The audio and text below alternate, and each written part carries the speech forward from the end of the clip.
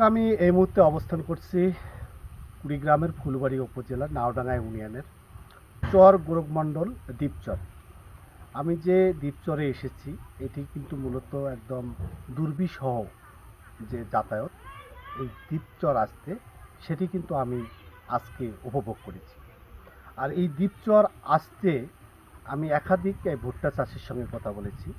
আর তারা জানিয়েছেন যে গত বছর তাদের যে ভুট্টার চাষাবাদ বাম্পার হয়েছে, দাম ভালো পেয়েছে এবং তারা সেই গত বছর যে ভুট্টার ফলনের আয় দিয়ে তারা পরিবার পরিজন নিয়ে তারা সুন্দরভাবে জীবনযাপন করত।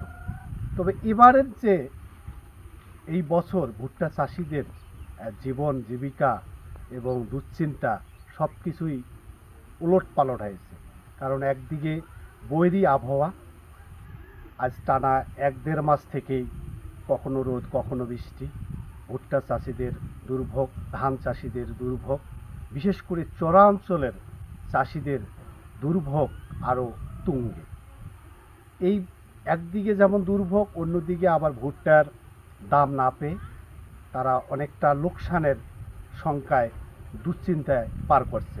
এদিকে আবার কোরবানি ঈদ, এই কোরবানি ঈদ তারা কিভাবে করবেন এটা নিয়েও কিন্তু নানা সংখ্যায় পার করছেন।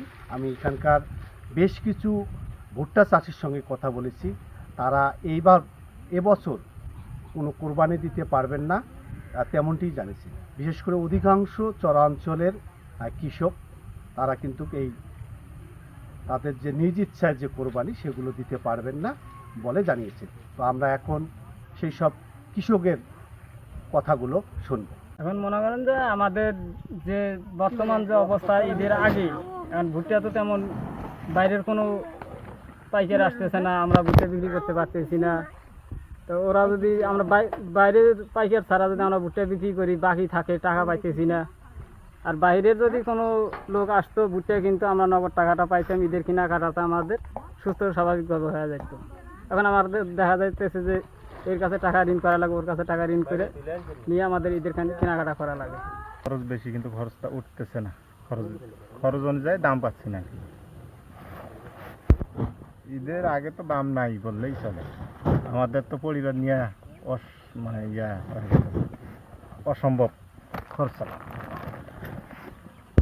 কোরবানি তো দিতে পারতেছি না। এই দামে ভুট্টা বেচে এত অসম্ভব। কেনাকাটা করতে না পারলে আমরা কি করব? সম্ভব তো হচ্ছে না। 1 বিঘা মাটির ভিতরে দেখা যায় 15 মণ ভুট্টা হয়। এই 15 মণ ভুট্টার ভিতরে আবার দেখা যায় কাঁচা ভুট্টা 6 থেকে 500 টাকা মণ। এই যে রোদে পুড়ে কিসেট নিয়ে কামলা খরচ করে 700 টাকা 800 টাকা ভুট্টার মণ বিক্রি হয়। এই যে বাজারে যেগুলো বিক্রি হয় ভুট্টাগুলো, এখন এই যে 700 টাকা 800 টাকা ভুট্টা বিক্রি করে আমরা তো আর ঈদ করতে পারবো না।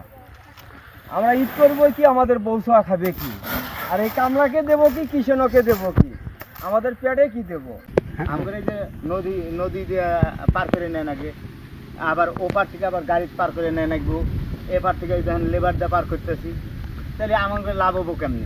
আর যারা নদীর ওপারে কাজ আবাদ করবো তাদের জন্য লাভ হবে, আমাদের লাভ কমই হবে। আমি অল্প করছি, আমি বিঘা খানেক করছি।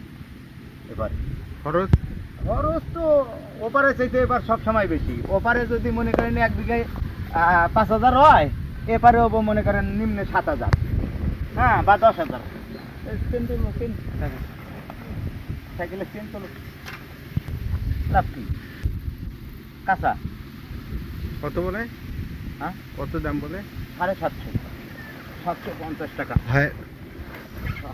600 টাকা হয়, সেটা হলো ভেজা বা কাঁচা একটু ভালোটা 700। হ্যাঁ, 700 750 মতামত। এটা মনে করেন কৃষকের বেচবার গেলে দাম নাই, কিন্তু কৃষকের কিনবার যায় এটা অনেক দাম। তাহলে আমাদের কোনো কথা না, তো আরো অনেক কৃষক আছে সবারই। ঈদটা কীরকম যাবে পরিবারের? আমরা এখন পরিবারে মনে করেন যে খায়া না খায়া ঈদ করা লাগবো। এই মুহূর্তে যদি ব্যাপারিক ভুট্টা দিই, ব্যাপারী বলবে যে ঈদের পরে টাকা নেও, তাহলে আমরা ঈদ করবো কি দিয়া বলেন?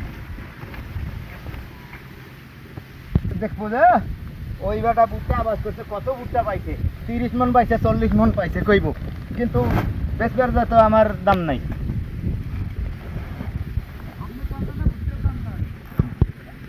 আমার দাম নাই, আমার দাম রইল থেকে, আমি যদি টাকা পাইতাম তাহলে সে দাম হইলে নি। তুমি করো ওইগুলা বস্তা লোড দাও, লোড দিয়ে এখানে আনো। তো আমি সেটা বলতে পারলাম না, আমি নিজে যখন পারবো না দিবে আর খুঁজবে নি, আর কি দেয় কি না দেয়। আমার সমাজ হলো ওই যে এই সমাজ, ওই যে মসজিদ আছে ওখানে, আচ্ছা, আমার মসজিদ। ও আপনার নিজে দেবেন না? না, নিজে আমি পারবো না, দুটো গরু গাপতাম। আচ্ছা, এই যে ঈদের দিন মাংস কিভাবে খাবেন? মাংস নাল্লা দিলি আর দিয়ে না দিতে ময় মশলা দিয়ে আলু টালু দিয়ে দেয় 5টা করে। সেটা মাংস কোথায় পাবেন? সমাজের থেকে দেবে? হ্যাঁ, সমাজের থেকে দেয়, ওখানে নামাজ পড়ে যা আনব আরো কেউ গরু কুরবানি দেয়, আচ্ছা ওই ভাগ করে দেয়। আচ্ছা, তাতে দিয়ে হবে আপনার চাহিদা মিটবে? হ্যাঁ ওইটুক মাংস চাহিদা মেটায় আপনাদের? হ্যাঁ, আমরা কি গাড়ি বা ওই এক সন্ধ্যা খালি দিয়ে দেবো। অঞ্চলের বাসিন্দারা এই ভুট্টার যেমন দাম পাচ্ছে না বা বেচতেও পাচ্ছে না, এখানে দূর দূরান্তর পাইকার প্রতি বছরের ন্যায় আসার কথা ছিল, সেটি কিন্তু এবার সেই পাইকারদের দেখা পায়নি। ফলে কিন্তু এই যে চরবাসী, বিশেষ করে অধিকাংশ চরাঞ্চলের বাসিন্দা এবং নিম্ন আয়ের মানুষের মাঝে এই কোরবানির ঈদ উপলক্ষে তাদের মাঝে কোনো আনন্দ নেই। তারা কোরবানিও দিতে পারবে না এবং তারা জানিয়েছেন যদি ঈদের দিন তারা নামাজ আদায় করে সমাজ থেকে যদি তাদের মাঝে মাংস বিতরণ করে তাহলে হয়তো বা তারা এই কোরবানের মাংসটুকু খেয়ে ঈদের আনন্দ করতে পারবে।